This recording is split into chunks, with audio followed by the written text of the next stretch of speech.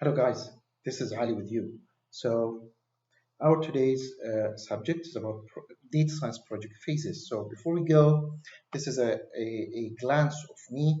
So I'm Ali Thwaini. I work in different business sectors, financials, governance, academia, and power and energy.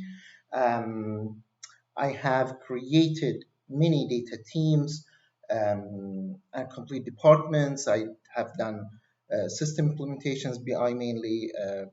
Me and my teams have created different dashboards, reports, ad hoc analysis, and data science projects. And here are some of the projects that we have made. Data center migration, for example, is one of the innovative projects that we have made across.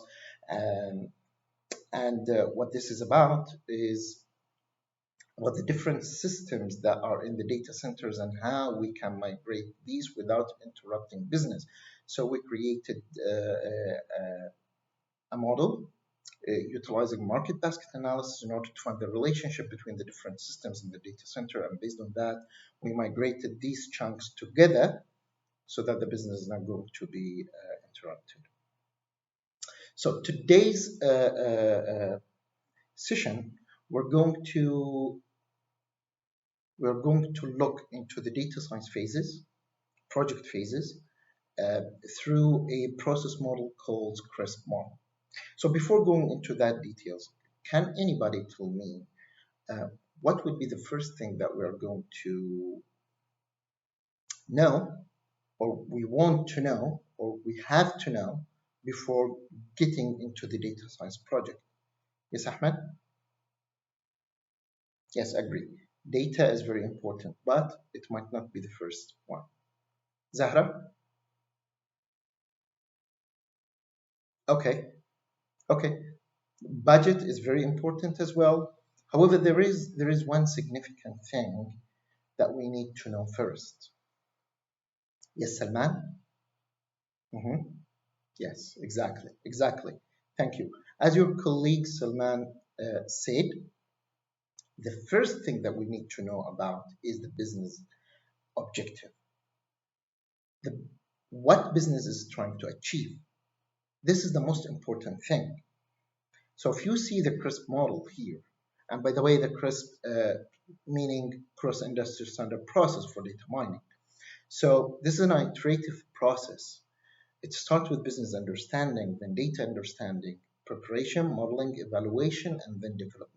We're going to go through very quickly, but in more details to know what each phase comprises.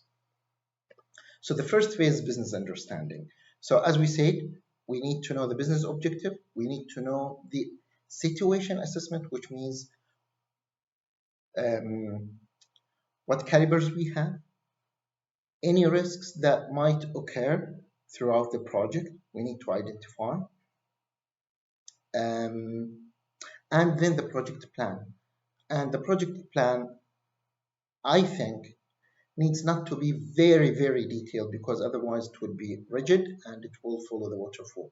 So the most important thing that we need to do in the project plan is to identify what are the objectives or the results that we are trying to achieve in each phase. And then even if the phase become iterative, once we close that phase, we need to make sure that these results have been achieved. The next phase is data understanding.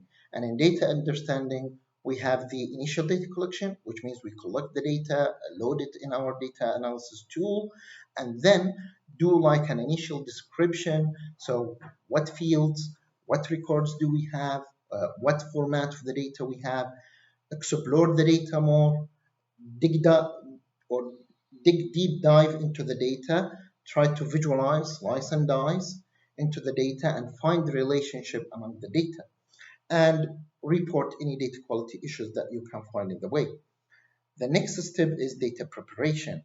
Data preparation about selecting the data. So out of the data we have, what data are we going to select and why? Cleaning the data, which can be said as the lengthiest task in the data science. And this is about imputation, it's about removing outliers, it's about, or maybe even find the reasons behind the outliers before even removing them. find and remove meaningless data, and so on and so forth. Construct data, which means create new fields out of the available fields in order to have even more relationships in the data and trying to understand data more and help the model to understand the data. Integrate data, so if the data come from different resources, from different sources, then we need to integrate this data together and create a new integrated data sets. Formatting data means, for example, if the data come as a string, well, we need to do some mathematical operation on that data, we need to reformat the data as integer. Next step is modeling.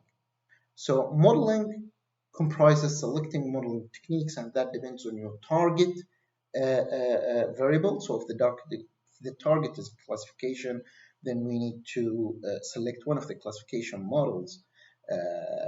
Likewise with regression models. And some of the models actually can be used in both. We just need to tweak some configuration of the models, and it can be used either in regression or in classification.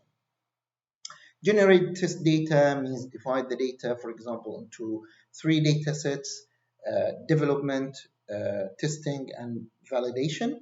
So we develop our model through the development data and then fine tune it on the test data and then check its performance on the validation data.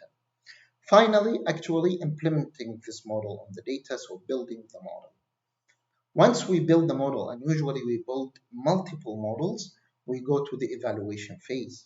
So which model is suiting more the problem? Which model can give us the best results?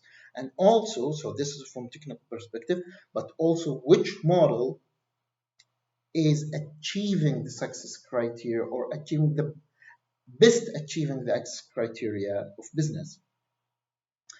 Once we do that and we select the final model, we review the whole process. Maybe we have overlooked something or something we did not execute very well. So once all of that is done, then we decide the next step. So if the next step is that the model is suitable and when we can go to the deployment phase, then we go to that. Otherwise, we might reiterate or even initiate a new process. The whole idea have been changed due to the recent factors that we have seen in the data. The final phase here is deployment. Sorry.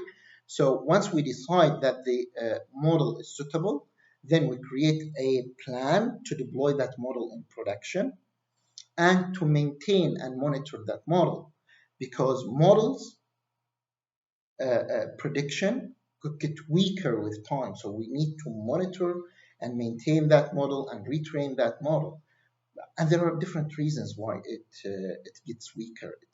The data might be shifted, or maybe even the reality is that these significant factors that the model have found in some time might not be significant in other times. And finally, once we're all done with that, we create our final report and give it to business in order to sign off and close the project. Here we can see a quick research about the process, about the CRISP DM process model popularity, and we can see that it's the best or it's the widely used process model. As we say, maybe that goes back to the fact that it can be used across industry. So we can see that, for example, KD Nuggets here have made research from 2002 to 2014, and it looks that there are more than 50% of the data science project use CRISP DM. Also in Google research, popularity awards, we can see that CRISP DM is by far the highest research word when it comes to the related process models among all the other models available. So it is widely used, and I think it's somehow it's not very agile, but it's not very waterfall. So it fall in between. This is it for today, guys, and hopefully in the next session we will be learning new things related to data science and machine learning.